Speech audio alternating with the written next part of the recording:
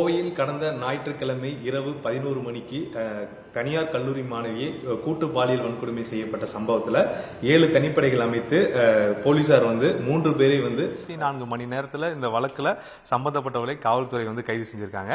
இந்த சூழலில் கோவை மாநகர காவல் ஆணையர் சரவணசுந்தர் நம்முடன் இருக்கார். ஐயா வணக்கம். வணக்கம். இந்த வழக்கு எவ்வளவு சவாலாக இருந்தது? குற்றம் சாட்டப்பட்டவர்கள் அதாவது குற்றவாளியாக கைது செய்யப்பட்டவர்கள் மிகவும் சவாலாகவும் குறிப்பாக ஆயுதங்களை கையாண்டு கொடூரமான ஒரு தாக்குதலை கையாண்டிருந்தாங்க. இது காவல்துறைக்கு எவ்வளவு ஒரு சவாலான ஒரு பணியாக சவாலானதான் இருந்தது. ஏன்னா அந்த இடம் சம்பவம் நடந்த இடம் ஒரு பிச் டார்க்னஸ் இருக்கக்கூடிய ஒரு ஓப்பன் கிரவுண்டு, அதுவும் நிறைய புதர்கள் இருக்கக்கூடிய ஒரு இடமா இருந்தது. அது ஒரு ஃபர்ஸ்ட் சவாலா இருந்தது. ரெண்டாவது அங்கே இந்த சிசிடிவி கண்காணிப்பு கேமராக்கள் ரொம்ப இல்லை. அப்படி இருந்தாலுமே அதில் சில கேமராக்கள் வேலை செய்யலை. ஸோ அந்த சம்மந்தப்பட்டவங்கள்ட்ட நம்ம அதை இன்சிஸ்ட் பண்ணியிருக்கோம், அதெல்லாம் ஒர்க் பண்ண வைங்க அப்படின்னு சொல்லிட்டு. ஸோ இந்த மாதிரி சவால் இருக்கும்போது இன்னும் கொஞ்சம் ஒரு 300 சிசிடிவியை நம்ம அனலைஸ் பண்ணி தான் நம்ம இந்த அக்யூஸ்டை ஃபிக்ஸ் பண்ணுறோம். ஃபிக்ஸ் பண்ணி அவங்கள கைது பண்ணியிருக்கோம். சார் அதே மாதிரி பார்த்தீங்கன்னா 11 மணிக்கு அந்த மாணவிக்கு அந்த இடத்துல என்ன வேலை, அதே சமயம் இந்த சம்பவம் அவங்களும் ஒரு பக்கம் பொறுப்பு அப்படிங்கிற மாதிரி சில ஒரு தரமான கேள்விகள் பதில்கள் பரப்பப்படுகிறது. இது எப்படி பாக்குறீங்க? Privacy is there for everyone. எல்லாருக்கும் அவங்களோட தனிப்பட்ட சுதந்திரம்ங்கிறது இருக்கு.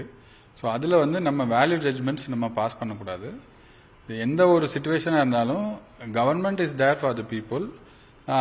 ப்ரெஸ் மீட்லேயே சொன்ன மாதிரி நம்ம காவல் உதவி ஆப் இருக்கு.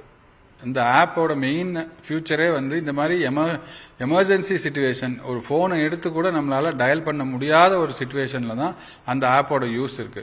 நீங்க இந்த ஆப்பை கூட திறக்கணுங்கிற அவசியம் இல்லை. அதை ஃபோனை நீங்க 3 தடவை ஷேக் பண்ணாலே ஆட்டோமேட்டிக்கலா அந்த எஸ்ஓஎஸ் கால் கண்ட்ரோல் ரூம் போயிடும். கண்ட்ரோல் ரூமுக்கு எஸ்ஓஎஸ் கால்னு வந்தால் அதை நாங்கள் ட்ரீட் பண்ணுற விதம் ரொம்ப வித்தியாசமாக இருக்கும். உடனே அங்கே காவலர்கள் அனுப்பி எந்த ஒரு உதவியும் எங்களால் செய்ய முடியும். அந்த ஜிபிஎஸ் லொக்கேஷன் அந்த எஸ்ஓஎஸ் ஆப்பில் வந்துடும் நம்ம கண்ட்ரோல் ரூமுக்கு. ஸோ அப்படி இருக்கிற பட்சத்தில் நம்ம பொதுமக்கள் தங்களோட பாதுகாப்பை இந்த மாதிரி ஆப் மூலமா உறுதிப்படுத்திக்கணும். அதுக்கு தான் தமிழக முதலமைச்சர் அவர்கள் அந்த ஆப்பை இன்ட்ரடியூஸ் பண்ணாங்க. ஸோ இதை பொதுமக்கள் கொஞ்சம் கவனத்தில் கொண்டுகிட்டா நல்லது. சார் அதே மாதிரி பார்த்தீங்கன்னா 11:30க்கு அங்கே காவல்துறை சென்றுட்டாங்க. உடனே அந்த ஆண் நண்பர்னு சொல்லக்கூடிய அவரை மீட்டு உடனே அடுத்த சிகிச்சை கொடுத்துட்டாங்க. 100க்கும் மேற்பட்ட போலீசார் அந்த பகுதியில் ரோந்து மேற்பட்டு டார்ச் லைட் வச்சு இது பண்ணாங்க. அப்பவும் அந்த 4 மணி வரைக்கும் அந்த மாணவியை கண்டுபிடிக்க முடியாத சூழல் எதனால சார் ஏற்பட்டுச்சு? அந்த மாணவி எப்படி சார் மீட்டிங் எப்படி நடந்ததுன்னா, அந்த புதரான அந்த ஓப்பன் கிரவுண்ட்ல 3 கேம்பஸ், பெரிய கேம்பஸோட சுவர்கள் வருது. ஒன்று சிஐடியோட சுவர் வருது, நெக்ஸ்ட் பிஎஸ்ஜியோடது வருது, நெக்ஸ்ட் ஜிபிடி கவர்மெண்ட் பாலிடெக்னிக் காலேஜோடது வருது. இந்த சம்பவம் நடந்தது இந்த செவத்துக்கு அந்த சைடில் ஒரு சம்பவம் நடந்ததுனால நம்மளோட டாக் போன இடம், நம்ம சிஐடிக்கு பின்னாடி, தென் ட்ராக் ஓரமா, ஏன்னா ட்ராக் தான் நார்மலாக ஈஸி எஸ்கேப் ரூட். பட் அங்கே நடக்கல சம்பவம், அங்கே எஸ்கேப் ஆகலை அவங்க அக்யூஸ்டு. ஸோ இந்த மாதிரி பல்வேறு கோணங்களில் பார்த்ததும் ப்ளஸ் அந்த பாதிக்கப்பட்ட நபர் சொன்ன ஒரு சின்ன தகவல் கொஞ்சம் மிஸ்லீடிங்காக இருந்தது. அதே மாதிரி நாங்கள் எஸ்ஐஜேஎஸ் காலனி சார்ந்தவங்க அப்படிங்கிற மாதிரி இந்த அக்யூஸ் ஒரு பொய்யான தகவல் அந்த பாதிக்கப்பட்ட நபர்கிட்ட சொன்னதுனால, அதனால அவங்களும் நமக்கு கொஞ்சம் கரெக்டான லீட் கொடுக்கறதுக்கு கொஞ்சம் டைம் ஆயிடுச்சு. பட் இருந்தாலும் 4 o'clock வரைக்கும் அங்கே கண்டினியூஸ் ப்ரெசன்ஸ் இருந்ததுனால அந்த விக்டிமை நம்மளால மீட்க முடிஞ்சது. சார் அதே மாதிரி பெண்கள் மற்றும் இந்த மாதிரி கல்லூரி மாணவிகள் அவங்களுடைய பாதுகாப்பை எந்த அளவுக்கு உறுதி செய்து கொள்ள வேணும்? காவல்துறை கொடுக்கக்கூடிய எச்சரிக்கை என்ன சார்?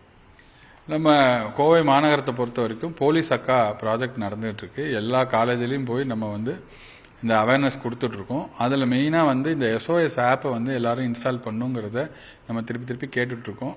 நம்ம கோவை மாநகரத்தில் கிட்டத்தட்ட 15 to 20 lakhs பாப்புலேஷன் இருக்காங்க. பட் இந்த வருஷம் அந்த எஸ்ஓஎஸ் ஆப் நம்ம டவுன்லோட் பண்ணியிருக்கிறது வெறும் 17,000 தான்.